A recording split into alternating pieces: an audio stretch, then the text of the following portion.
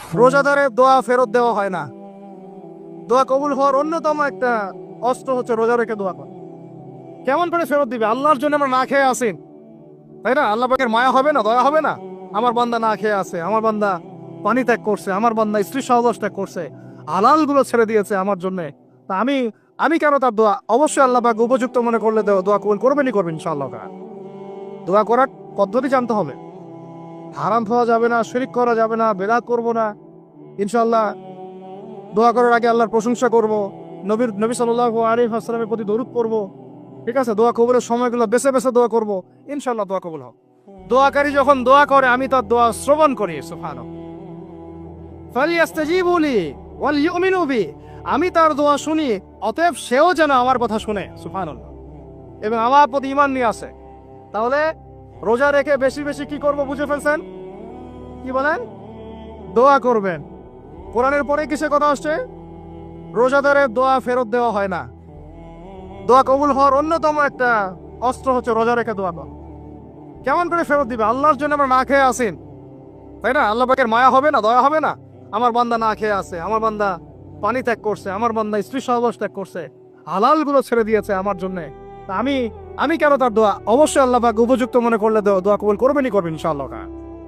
দোয়া করার পদ্ধতি জানতে হবে। হারাম খাওয়া যাবে না। হারাম রিজিক থাকলে বিশ্বাস করেন আমি এমনি কথা বলতেছি না। নবী সাল্লাল্লাহু আলাইহি ওয়াসাল্লাম বলেছেন, ইন্নাল্লাহা তাইয়্যিব লা ইউকবালু ইল্লা তাইয়্যিব। আল্লাহ পবিত্র, আল্লাহ পবিত্র ছাড়া গ্রহণ করেন না, কবুল করেন না। মুসাফিরের দোয়া আল্লাহ ফিরাই দেন না। সেই মুসাফির যদি হারাম খায় সেই দোয়াও কবুল হচ্ছে না। একজন মুসাফির হাত তুলে দোয়া করছিলেন, নবীজি বলছেন মাথায় ধুলা, গায়ের কাপড় ঠিক নাই, মুসাফির সেজদায় আল্লাহর কাছে দোয়া করছে, হাত তুলে দোয়া করছে, আল্লাহ আমাকে এটা দাও, ওইটা দাও, ওইটা দাও, ইয়া রব্বি ইয়া রব্বি ইয়া রব্বি।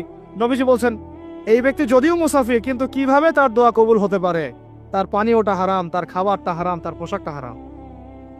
যেতে পারছি ভাই? রোজা রেখে বেশি বেশি ইস্তেগফার করবেন। কি করবেন বলেন? রোজা রেখে বেশি বেশি ইস্তেগফারের সবচেয়ে ছোট্ট বাক্যটা হচ্ছে আস্তাগফিরুল্লাহ ওয়া আতুবু ইলাইহি। কি বললাম বলেন? আস্তাগফিরুল্লাহ ওয়া আতুবু ইলাইহি। এইটুকু পারা যাবে না? দিনে কমপক্ষে 100 বার। কতবার? দিনে কমপক্ষে 70 বার বা 100 বার। দিনে কমপক্ষে 70 বার বা 100 বার। আরো বেশি পারলে আরো ভালো। ওই যে হিসনুল মুসলিম একটা বই আছে না, বা কিতাবুজ জিকির, কিতাবুদ দোয়া, আল আসকার, এমন অনেক বই পাওয়া যায়। এই বইগুলো কিনবেন, ওখানে দেখবেন অনেক জিকির আজগার দেয়া আছে, দৈনন্দিন জিকির আজগার দেয়া আছে, তাসবিহ তাহলিল দেয়া আছে, সকাল সন্ধ্যার মাসনুন দোয়াগুলো দেয়া আছে। এগুলো মুখস্থ করেন। কিছু হলেই হুজুর দোয়া করে দেন, হুজুর ফু দিয়ে দেন, হুজুর পানি পড়া দেন। আগে হুজুরের উপর ডিপেন্ডেন্সি কেন? নিজে আল্লাহর কাছে চাওয়া শিখেন। সেজদায় গিয়ে আল্লাহকে বলেন, আল্লাহ আমার অসুস্থ, আমি অসুস্থ, আমাকে শেফা দাও। সেজদায় গিয়ে বলেন যে আল্লাহুম্মা আতিনা ফিদ দুনিয়া হাসানা ওয়া ফিল আখিরাতি হাসানা ওয়া কিনা আযাবান নার। হাত উঠান, আল্লাহকে বলেন, আল্লাহুম্মা আইনি আলা যিকরিকা ওয়া শুকরিকা ওয়া হুসনি ইবাদাতিক। আল্লাহকে বলেন, ইয়া শাফি, ইয়া আল্লাহ, ইয়া রহমান ইশফিনি, আমাকে শেফা দান করেন। আগে আল্লাহর সাথে কথা বলা শিখেন, তাই না ভাই? তারপরে দোয়া নিবেন, পানি পড়াও নিতে পারেন, ঝাড়ফুঁক দিতে পারেন, সেটা আছে বৈধতা অবশ্যই, এটাও ঠিক আছে। কিন্তু আগে আপনি আল্লাহকে চিনতে শিখেন। বেশি বেশি রোজা রেখে ইস্তেগফার করবেন, আল্লাহ পাক তৌফিক দান করেন, আমিন।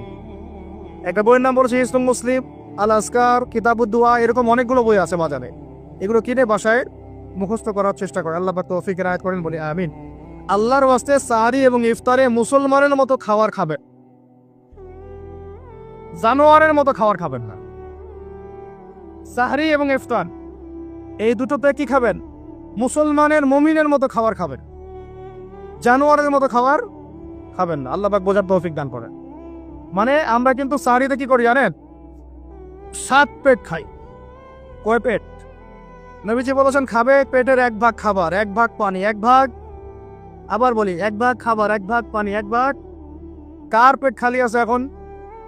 খাওয়ার সময় খাওয়ার টেবিলে আমাদের ওস্তাদরা বলেন যে মুসলিম উম্মাহ, আমাদের ওস্তাদরা বলেন যে মুসলিম উম্মাহ খাবার টেবিলে হেরে গেছে সে কখনো জিহাদের মাঠে জিততে পারবে না। বুঝতে পারেন নাই? বুঝতে পারলাম না মনে হয়। যারা খাবারের টেবিলেই হেরে গেছি, এখানেই তো আপনি সুন্নাহ মাফিক খাইতে পারতেছেন না, প্রবৃত্তির কাছে হেরে গেলেন। গপ গপ গপ গপ করে খাচ্ছি 7 পেট ভর্তি করা। এখানে তো খাবারের সামনে হেরে গেলাম, প্রবৃত্তির সামনে। সে আবার কাফেরদের সাথে জিতবে কেমনে? জিতবে? আগে নিজে প্রবৃত্তির উপর জিহাদে তো জিততে হবে। আমার মন চাচ্ছে জেনা করি, করবো না, এটার নাম জিহাদ, এটাও জিহাদ। মন চাচ্ছে সুদ খাই একটু, খাবো না, এটার নাম কি? মন চাচ্ছে নামাজ না পড়ি, ঘুমায় থাকি, মন চাচ্ছে না, মন বলতেছে ঘুমাই ঘুমাই ঘুমাই, কিন্তু নামাজ পড়তে হবে। এই উঠলাম, বজু করলাম, গেলাম, এর নাম কি? এটাও এক প্রকার কি? বরং নফসের সাথে জিহাদটা অনেক বড় জিহাদ বলা হয়েছে, বলা হয় নাই? এটা মানুষকে শক্ত করবে। একটা মেয়ে সেটা প্রেম করতে মন চায়, করবো না, ওকে দেখবো না, যাবো না কাছে, এটা শক্ত থাকার নাম কি? এটা মনের নফসের সাথে কি বুঝে? আল্লাহ পাক আমাদেরকে নফস শক্ত করার তৌফিক দান করেন। তো ভাই, খাবার ইফতারেও এভাবে ছাটপেট খাবেন না, সারিতেও খাবো না, কথা করি তো ইনশাল্লাহ। শোনেন, পরিমিত খাবেন, পুষ্টিকর খাবার খাবেন। পরিমিত খাবেন কিন্তু পুষ্টিকর খাবার খাবেন, তাহলে যথেষ্ট হবে ইনশাল্লাহ। এই রমাজানে আমরা সবাই বেশি থেকে বেশি কোরআন তেলাওয়াত করবেন সব। কারা কারা পারি হাত তুলি? আলহামদুলিল্লাহ, কামান সবাই পারেন কোরআন তেলাওয়াত? মাশাআল্লাহ মাশাআল্লাহ। এইটাই তো চাই, বাংলাদেশের ঘরে ঘরে প্রত্যেক ব্যক্তি যেন কোরআন তেলাওয়াত করা জানে, এটাই তো আমরা চাই। এমন যদি হয় যে 100% মানুষ কোরআন তেলাওয়াত করতে পারে, 16 কোটি মুসলিম, দিন কায়েম হয়ে যাবে ইনশাআল্লাহ। ইনশাআল্লাহ ইনশাআল্লাহ। ভিতরের কাজগুলো করেন, আল্লাহ পাক তৌফিক দান করেন। তো ভাই, কোরআন আমরা রমজানে বেশি থেকে বেশি পড়বো ইনশাআল্লাহ ভাই, ঠিক আছে? যারা পারি না, একটা লিমিট ফিক্স করি, কমপক্ষে দিনে 1 পারা, দিনে কমপক্ষে 1 পারা, তাহলে 30 দিনে 1 খতম হবে। ওকে, আরো বেশি পারি 2 পারা, তাহলে 2 খতম হবে। আরো বেশি পারি 3 পারা। এমন আমাদের ইমামদের যুগে, আমাদের 4 ইমামদের যুগে, সলফে সালেহিনদের যুগে প্রতিদিনই একটা করে খতম দিতেন তারা। সুবহানাল্লাহ। তাদের সময় আল্লাহ বরকত দিয়েছিলেন, সুবহানাল্লাহ। সারা রাত জেগে তেলাওয়াত করতেছেন, নামাজ পড়তেছেন, দিনের বেলা তেলাওয়াত করতেছেন। রমজান মাস হচ্ছে কোরআন নাজিরের মাস। এই মাসে যে হতভাগা কোরআন পড়তে পারলো না, তার জন্য আফসোস করা ছাড়া কিছু করার নাই। রমজান মাসে কোরআন আগে পড়বো, কোরআন শিখবো, না পারলে কি করব? না পারলে 1 মাসে শিখবো, অন্যকে শেখাবো, কোরআনের দার্স দিব, কোরআনের মাহফিল হবে, কোরআনের তাবলিগ হবে, কোরআন নিয়ে আলোচনা হবে ইনশাআল্লাহ। আমরা জানবো কোরআনের মধ্যে কি আছে। এটা জানার সবচেয়ে উত্তম মাস হচ্ছে কি? রমাদান। আল্লাহ পাক তৌফিক দান করেন। আমি যারা আমরা আরবি জানি টুকটাক ভাঙাচোরা, তারা আমরা এটার অর্থ পড়বো ইনশাআল্লাহ। যারা আমরা আলেম ওলামা আছে অনেকেই, যারা ইফতা দিয়েছি, দাওরা দিয়েছি, বা আমরা তালেব ইলম ওলামা কেরাম যারা আছে, আমরা এই কোরআনের তাফসিরগুলো পড়বো ইনশাআল্লাহ। মানে কোরআনময় রমাদান, কোরআনময় কি? এবং চেষ্টা করবেন, আমার খুব ইচ্ছা হয় যদি আল্লাহ পাক আমাকে ক্ষমতা দিতেন বা তৌফিক দিতেন, আমার ইচ্ছা হয় যে রমজান মাসে বাংলাদেশের যত মসজিদ আছে সমস্ত মসজিদে কোরআন শিক্ষা ফ্রি হয়ে যাবে ইনশাআল্লাহ। ভালো উদ্যোগ না? বাংলাদেশে কত মসজিদ আছে? হাজার না লাখ? লাখ না কোটি? হয়তো কোটি কোটি মসজিদ থাকতে পারে। প্রত্যেকটা মসজিদে যদি বিনামূল্যে কোরআন শিক্ষা কার্যক্রম করা যেত রমজান মাসে, 1 মাসে আপনি দেখতেন প্রায় মিনিমাম 5 কোটি মানুষকে কোরআন শেখানো যায়। তাও হাতে কলমে, তাও কি হাতে কলমে, বই দেওয়া হতো ফ্রি। আর ওই যারা টিচার ক্লাস নেবে ওদেরকে বেতন দিব, ভাতা দিব সরকার থেকে। দেওয়া যায় না? দেওয়া যায় না? আচ্ছা, যদি গভর্নমেন্ট নাও দেয়, আপনারা জাকাত থেকে দিতে পারেন, সদকা থেকে দিতে পারেন, পারেন না? নিজেদের পকেট থেকে দিতে পারেন, নিজের ব্যবসা থেকে দিতে পারেন, এলাকা ভিত্তিক দিতে পারেন, কত উৎস আছে না? যদি এভাবে প্রত্যেকটা মসজিদ থেকে কোরআন শিক্ষা কার্যক্রম চালু করা হয় রমজান মাসে, আমরা দোয়া করি আল্লাহ পাক যেন এই কথাটা পৌঁছে দেন উপরের লেভেলে, এবং তারা উদ্যোগ নেয়। জানি না উদ্যোগ নেবে কিনা, আমাদের দায়িত্ব পৌঁছে দিলাম। তো অ্যাটলিস্ট যদি সবগুলো মসজিদ নাও হয়, প্রত্যেকটা এলাকায় যদি একটা করে মসজিদও হয়, তবুও দেখবেন কয়েক কোটি মানুষকে কোরআন শেখানো যাবে ইনশাআল্লাহ। কোরআন ছাড়া এই জাতিকে আপনি ফিরাতে পারবেন না। কোরআন ছাড়া এই যুবকদেরকে মাদক থেকে ফেরানো যাবে না। কোরআন ছাড়া এই যুবকদেরকে জেনা থেকে ফেরানো যাবে না। এই টিকটক প্রজন্ম হয়ে এরা নষ্ট হয়ে গেছে, শেষ হয়ে গেছে। বাংলাদেশে আশঙ্কাজনক হারে এখন সমকামিতা বাড়তেছে। আশঙ্কাজনক হারে এখন জেনা, ব্যভিচার, পরকীয়া এগুলো বেড়ে গেছে। মাদক দ্রব্যের কি ছয়লাভ, এই যে গুন্ডামি, মাস্তানি, ছিনতাই কারা করতেছে? যারা ইয়াং ছেলেপেলেরা করতেছে। এদেরকে ফিরাইতে হইলে কোরআন ছাড়া কোনো গতি নাই। আইয়ামে জাহেলিয়াতের সেই মানুষগুলো কোরআনের আলোয় শ্রেষ্ঠ মানুষে পরিণত হয়েছে। কথা বুঝতে পারেন নাই? আইয়ামে জাহেলিয়াতের সেই মানুষগুলা যারা একসময় নিজের মেয়েকে দাফন করেছিল জীবন্ত, ইন্না লিল্লাহি ওয়া ইন্না ইলাইহি রাজিউন। চিন্তা করা যায়? আপনি আপনার মেয়েকে দাফন করতে পারবেন জীবন্ত? পারবেন? বলেন। এরকম মানুষ যারা এই কাজ করেছিল তারা কোরআনের সংস্পর্শে এসে সোনার মানুষে করে ফেলছে। এই কিতাব আল্লাহ পাক নাজিল করেছেন ওই ঘরের উপরে উঠিয়ে রাখার জন্য না, মাঝে মাঝে বের করব, ধুলা মুছবো, চুমু খাবো, রেখে দিব, এই জন্য না। বাবা মারা গেছে, খুললাম, পড়লাম, সব বক্সায় দিলাম, এই জন্য না। শুধু এই কিতাব আল্লাহ পাক নাজিল করেছেন যারা আমরা হৃদয়ে ধারণ করি। কোথায় ধারণ করি? হৃদয়ে ধারণ করবো তো তখনই যখন আমি বেশি তেলাওয়াত করব, বেশি বেশি পড়বো, সবাইকে পড়াবো, শেখাবো। আল্লাহ পাক আমাদের সবাইকে কোরআনের বিপ্লব ঘটানো তৌফিক দান করেন। রমজান মাসে তারাবির নামাজ জামাতে পড়ব। কি বললাম বলেন? রমজান মাসে সালাতুত তারাবি জামাতে পড়ব। এখন আমি আরো 3টা কথা বাড়াই দিচ্ছি। কেউ হজম করতে পারলে করেন, যদি না করতে পারেন বদহজম হয়ে যায়, কিছু করার নাই। বদহজম যদি হয়ে যায় পরে আমাদের সাথে মাদ্রাসায় এসে বসেন, কিতাবপত্র খুলে দেখাবো, কথা হবে ইনশাআল্লাহ। ঠিক আছে? অনলাইন গরম করার দরকার নাই। রমজান মাসে আমরা তারাবির নামাজ পড়বো ইনশাআল্লাহ জামাতে। কোথায়? জামাতে ইনশাআল্লাহ। 1 2 নম্বর, তারাবির নামাজ পড়বো 20 রাকাত। কত রাকাত? 20 রাকাত। আর যদি বলেন যে আমি ভাই কম পড়ি, পড়েন আপনি বাসায়, কোনো সমস্যা নাই। আপনি আপনার মতো করে বাসায় পড়েন, কোনো সমস্যা নাই। যদি ওমর রাদিয়াল্লাহু আনহু এর উপর আমল করে থাকেন, আমার আমল করতে কোনো সমস্যা নাই। যদি উসমান রাদিয়াল্লাহু আনহু 2 আযান চালু করে থাকেন, তাহলে আমার আমল করতে কোনো সমস্যা নাই। ওই যে হাদিসটা বলেছিলাম প্রথমে, কে নাজাত প্রাপ্ত ফেরকা? মা আনা আলাইহি ওয়া আসহাবি, আমি আর আমার সাহাবীরা যার উপরে আছি। আরেকটা হাদিস কি? আলাইকুম বিসুন্নতি ওয়া সুন্নতি খুলাফায়ে রাশিদিন মাহদিয়িন মিন বাদি, তোমাদের উপর অবধারিত হচ্ছে, ওয়াজিব হচ্ছে আমার সুন্নতকে আঁকড়ে ধরা এবং আমার সাহাবীদের সুন্নতকে কে আঁকড়ে ধরা। কার কার সুন্নত?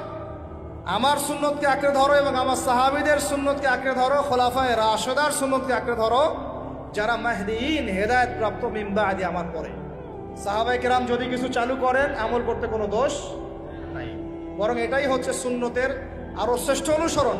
কারণ আমি তো ওমরের চেয়ে বড় পরহেজগার হইতে পারবো না। পারবেন? তাহলে আমি তো উসমানের চেয়ে দিন বেশি বুঝি না। তিনি যদি 2 আযান চালু করতে পারেন, তাহলে আমি তাকে বেদাতি বলতে পারি না, নাউযুবিল্লাহ। যদি কি আমি তাকে এভাবে শব্দ প্রয়োগ করা হয়েছে বাংলাদেশে, উসমান রাদিয়াল্লাহু আনহু যদি 2 আযান চালু করে থাকে, ওটা বেদাত হয়ে গেছে, নাউযুবিল্লাহ। বলেন নাউযুবিল্লাহ। সাহাবীরা কিছু চালু করলে যদি বেদাত হয়, তাহলে সুন্নত হবে কি? তাহলে সুন্নত কোনটা হবে? তাহলে এই ব্যক্তি এরকম কথা যদি কেউ বলে থাকে, তাহলে তার উচিত হবে এখনই রুজু করে ফিরে আসা, অহংকার না করা, হঠকারিতা না করা, এখনই ইস্তেগফার করে তওবা করে ফিরে আসা। আল্লাহ মাফ করে দিবেন ইনশাআল্লাহ। আর এর উপর হঠকারিতা থাকে না, ওসমান রাদিয়াল্লাহু আনহু যদি 2 আযান চালু করে থাকে, তিনি ভুল করেছেন, তিনি বেদাত করেছেন, নাউযুবিল্লাহ। বিশ্বাস করেন, সাহাবীদেরকে এভাবে কটাক্ষ করলে, আন্ডারএস্টিমেট করলে, এভাবে কথাবার্তা বলে, শানের খেলাফ কথা বললে ঈমানও চলে যেতে পারে। এখন ভাই বলেছি তারাবির নামাজ জামাতে, খাতমে তারাবি চেষ্টা করব ইনশাআল্লাহ 20 রাকাত করব। আল্লাহ পাক তৌফিক দান করে। কত বললাম ভাই? 12 আর 3টা 13 14 15। 13 হচ্ছে শেষ রাত্রেও কিছুটা সময় হলেও আল্লাহকে ডাকার চেষ্টা করেন, সুন্নত নফল কিছু করার চেষ্টা করেন, দোয়া করেন, কিছু কোরআন তেলাওয়াত করেন। ওই সময় আল্লাহ পাকের রহমত নেমে আসে। আল্লাহ পাক আহ্বান করতে থাকেন, কে আছো আমার কাছে চাইবা, কে আছো আমাকে ডাকবা, কে আছো আমাকে আমার কাছে কিছু চাইবা, ডাকবা, ক্ষমা প্রার্থনা করবা, আমি তোমাকে ক্ষমা করে দিব, আমি তোমাকে যা চাও তাই দিব, আমি তোমার ডাকে সাড়া দিব। এইভাবে আল্লাহ পাক ফজর পর্যন্ত বলতে থাকে। এটাকে কিয়ামুল লাইল করবেন, তাহাজ্জুদ পড়বেন। এটা তাহাজ্জুদ আপনি পরে, এমন না যে আপনি তারাবি পড়েছেন বলে পরে নামাজ পড়তে পারবেন না, এমনটা কিন্তু বিষয়। আপনি পরেও শেষ রাত্রেও নামাজ পড়তে পারবেন ইনশাআল্লাহ। আল্লাহ পাক তৌফিক দান করেন, আমিন। 13 হচ্ছে, 13 শেষ। 14 হচ্ছে ভাই, যদি সামর্থ্য থাকে রমজান মাসে একটা উমরা করে আসে। যদি সামর্থ্য থাকে, সবার তো সামর্থ্য নাই, কিন্তু যদি সামর্থ্য থাকে রমজান মাসে একটা উমরা করে আসতে পারেন। আল্লাহ পাক যারা নিয়াত করেছে উমরা করার, আল্লাহ পাক করার তৌফিক দান করেন। আর যারা আল্লাহর ঘর দেখে নাই, আল্লাহ পাক সবাইকে দেখার তৌফিক দান করেন। যারা হজ ফরজ হয়েছে, অবিলম্বে হজ করার তৌফিক দান করেন। আল্লাহ পাক আমাদের সবাইকে ফরজ হজ আদায় করার তৌফিক দান করেন। এবং যাদের সামর্থ্য আছে, আল্লাহর মাকবুল বান্দা, তাদেরকে আল্লাহ পাক বেশি বেশি আল্লাহর ঘর জিয়ারত করার তৌফিক দান করেন, আমিন। তো শেষটা হচ্ছে রমজানে আমরা আমাদের আশপাশের সমাজের যত দরিদ্র মানুষ আছে, অসহায় দরিদ্র ইয়েতিম, বিধবা, মিসকিন, এরকম মুসলিম যারা আছে তাদের সবাইকে ইনশাল্লাহ রমাদানের পণ্য সামগ্রী, খাদ্য সামগ্রী বিতরণ করবো ইনশাল্লাহ। এই উদ্যোগটা আমরা সবাই নেই তো আল্লাহ পাক নেওয়ার তৌফিক দান করে দেন। প্রত্যেকটা এলাকা ভিত্তিক যুবকরা দাঁড়ায় যাও, হালাল যাদের অর্থ ওদের থেকে কালেকশন করো, করে প্যাকেট রেডি করো। এক পাশে রমাজানের প্যাকেজ, চাল ডাল ছোলা বুট যা যা হয়, রমাজানের প্যাকেজটা করে সমাজের নিম্নবিত্ত, একদম নিম্নবিত্ত, নিম্ন মধ্যবিত্ত, নিম্নবিত্তরা চেয়ে খাইতে পারে, নিম্ন মধ্যবিত্তরা কিন্তু চেয়েও খাইতে পারে না, ওদের গায়ের হতে লাগে, তাই না? তাদের নাম লিস্ট করে করে সবার ঘরে ঘরে পৌঁছে দেওয়ার চেষ্টা করো, আল্লাহ পাক তৌফিক দান করে। যে মানুষটা জান্নাতে যাবে নিশ্চিত, এবং যিনি জান্নাতের দরজা না খুললে জান্নাতের দরজা কারোর জন্য খোলা হবে না। যে মানুষটা হচ্ছে ভদ্র, স্মার্ট, বিচক্ষণ, কোনো মানুষ পৃথিবীতে নাই। সকল ধর্মের মানুষ মানে এটা। কিছু আছে শয়তান, মানুষ রূপী শয়তান, এরা মানে না, বাট দেখবেন ম্যাক্সিমাম মানুষই মানে, হোক সে ইহুদি বা খ্রিস্টান বা হিন্দুইজম বা মুসলিমরা তো মানেই, সবাই মানে। এই মুহাম্মদ সাল্লাল্লাহু আলাইহি ওয়াসাল্লামের মতো স্মার্ট, বিচক্ষণ, ভদ্র, সুচরিত্রের মানুষ পৃথিবীতে কোনোদিন আসেও নি, আসবেও না। সেই নবীর জীবনটা আপনি পড়ে দেখবেন, আর রাহিকুল মাকতুম বইটা, যে চড়াই আর উতরাই, খালি দুঃখ, কষ্ট, যন্ত্রণা, লাঞ্ছনা, কন্টিনিউয়াসলি। আমাদের নবী সাল্লাল্লাহু আলাইহি ওয়াসাল্লাম তো 1 মাস শান্তিতে ঘুমানো নাই নবী হওয়ার পরে। যখন তিনি মারা যান, ফাতিমা রাদিয়াল্লাহু আনহার কথা মনে আছে না? কানে কানে কি জানি বললেন। তখন আমাদের নবী একটা কথা বলেছিলেন, আমি এই বয়সে এসে কথাটা বুঝি, মাদ্রাসা লাইফে, ইউনিভার্সিটি লাইফে বুঝিনি। নবীজি বলেছিলেন তার মেয়েকে, ফাতিমা রাদিয়াল্লাহু আনহা তার কষ্ট দেখে কান্নাকাটি শুরু করলেন। আমাদের নবীজি তাকে কাছে ডেকে বললেন কানে কানে যে কি জানি একটা বললেন। তারপর ফাতিমা রাদিয়াল্লাহু আনহা চুপ করে গেলেন। তো পরে জিজ্ঞাসা করা হলো কি বলেছিলেন, তিনি বললেন আল আব্বাজান বলেছেন আজকের পর তোমার আব্বার কোনো কষ্ট থাকবে না, আর তুমি আমার পরিবারের মধ্যে সবার আগে আমার সাথে সাক্ষাৎ করবে। এই যে আজকের পর আমার আব্বার আর কোনো কষ্ট থাকবে না, এর মানে বোঝেন, মানে সারাটা নববী জীবন কত যে কষ্ট নবী সাল্লাল্লাহু আলাইহি ওয়াসাল্লামকে সহ্য করতে হয়েছে। আজকে জান্নাতে যাওয়ার দিন, আজকে আর তোমার আব্বার কোনো কষ্ট থাকবে না। এই মানুষটার যদি এই অবস্থা হয়, তাহলে আমরা কি? আল্লাহ পাক সেই মানুষটাকে এই সূরা দুটো শোনাচ্ছেন, আমি কি তোমাকে এতিম পাই নাই, তোমাকে পথভ্রষ্ট পাই নাই, হেদায়েত দেই নাই, ভরণ পোষণ করিনি, আমি আল্লাহ তোমাকে ছেড়ে দেই নাই, শীঘ্রই তোমাকে দান করব, হ্যাঁ, তোমার বোঝাকে আমি হালকা করিনি। ফাইন্না মাআল উসরি ইউসরা, ইন্না মাআল ইউসরি উসরা। কষ্টের সাথেই স্বস্তি আছে, নিশ্চয়ই কষ্টের সাথেই স্বস্তি আছে। ফাইদা ফারাগতা ফানসাব ওয়া ইলা রাব্বিকা ফারগাব। যখন তুমি অবসর পাবে তখন তোমার রবের দিকে একনিষ্ঠ হও। এটাই বলতে যাচ্ছি আমি আপনাদেরকে, যে আমাদের উচিত শুধু আল্লাহর দিকে একনিষ্ঠ হওয়া, দুনিয়াকে ভালো না বাসা, কিচ্ছু না দুনিয়াটা। আমার চেয়ে ভালো আপনারা এটা জানেন না, কিচ্ছু না দুনিয়াটা, মানে মুহূর্তে ডিজাস্টার হয়ে যেতে পারে। আর যাদেরকে নিয়ে এই দুনিয়া, আমাদের মা বাবা, ভাই বোন, আত্মীয় স্বজন, স্ত্রী সন্তান, এরা সবাই যে যার হক চাচ্ছে, তাদের হক দিয়ে দেন, আপনি খুব ভালো, দিতে পারবেন না, আপনি ভালো না। সারাটা জীবন করতে থাকেন, দেখবেন একদিন দিতে পারেন নাই, সে আপনাকে চিনবে না। নবী সাল্লাল্লাহু আলাইহি ওয়াসাল্লাম বলেন এই কথাগুলো, জাহান্নামে যাওয়ার কারণ এগুলো উল্লেখ করেন নাই। কিসের আত্মীয় আর কিসের আপনজন আর কিসের অফিসের বস আর কিসের কি, সবাই সবার স্বার্থ নিয়ে পড়ে আছে। শুধু একজন সত্তা আপনার কাছে স্বার্থ চায় না, সে কে? আল্লাহ পাক। এটা যদি বুঝতে পারেন তাহলে দেখবেন মনটা আল্লাহর দিকে নরম হয়ে যাবে। আর মুসলিমদের এখন এই মানসিক আত্মশুদ্ধিটা বেশি দরকার। আমরা কেন যেন অস্থির জাতি হয়ে গেছি এখন, একটা মানসিকভাবে শান্তি নেই আমাদের মধ্যে। খেয়াল করে দেখবেন সারা দিন দুশ্চিন্তা, দুর্ভাবনা, পেরেশানি। নামাজে আসি তাও মনে হয় যত তাড়াতাড়ি নামাজ শেষ করতে পারলে বাস, 5 মিনিট 4 রাকাত নামাজ। আর ইমাম যদি ভুলে 10 মিনিট পড়ায় তো চাকরি নট। খতিব খুতবা দিবে 30 মিনিট ঘড়ি ধরে বলে দিবে, ভুলে যদি 10 মিনিট বেশি দিয়ে ফেলছে আজকে আসছেন ভালো কথা, হাদিয়া নিয়ে যান, পরের দিন আর আসেন না। অস্থির। অস্থিরতার কারণ দুনিয়ামুখিতা, আল্লাহ থেকে দূরে থাকা। অস্থিরতার কারণ কোরআন থেকে দূরে থাকা। অস্থিরতার কারণ নিয়মিত সুন্নাহর উপর আমল না করা, ডেইলি জিকির আজগারগুলো না করা, ডেইলি কোরআন তেলাওয়াত না করা, হাদিস অনুবাদ সহ না পড়া, দিনের জ্ঞান চর্চা না করা, দিনী হালাকাগুলোর মধ্যে না বসা। অস্থিরতার অনেক কারণ, টাকা পয়সার পিছনে ছোটা, বাড়ি গাড়ি স্ট্যাটাসের পিছনে ছোটা, এবং এই লোভ, এই লালসা আপনাকে স্থির থাকতে দিবে না। অস্থিরতার কারণ এই যে আমরা বলি মেটেরিয়ালিজম, আমরা বলি বস্তুবাদিতা, এগুলো অস্থিরতার কারণ। এগুলো কখনো আপনাকে স্বস্তি দিবে না। আপনি যত দৌড়াবেন দুনিয়ার পেছনে, দুনিয়া আপনার থেকে তত পালাতে থাকবে। আর আল্লাহ পাক বলেছেন, হে আদম সন্তান, আমার ইবাদতের জন্য সময় বের করো, আমি তোমাকে দুইটা জিনিস দিব। এক নাম্বার, তোমার হাতকে আমি সচ্ছলতা দিয়ে ভরে দিব, আর দুই নাম্বার, তোমার সমস্ত অভাব আমি দূর করে দেব। যে ব্যক্তি আল্লাহর জন্য সময় দেয়, আল্লাহর জন্য বাঁচে, আল্লাহর জন্য মরে, সব কাজ আল্লাহর সন্তুষ্টির জন্য করে, দেখবেন ও মনের মধ্যে শান্তি আছে। হয়তোবা তার 5তলা 10তলা বাড়ি নাই, BMW নাই, সুজুকি জিক্সার নাই, তারপরে দেখবেন সে অনেক শান্তিতে আছে, কারণ তার মনের মধ্যে একটা প্রশান্তি কাজ করে। আর যে ব্যক্তির মধ্যে দেখবেন আল্লাহর কনসিয়াসনেস নাই, ইবাদত নাই, কোরআন সুন্নাহ এগুলো কিচ্ছু নাই, দুনিয়ার সব আছে, দেখবেন ব্যাংক ব্যালেন্স, টাকা পয়সা,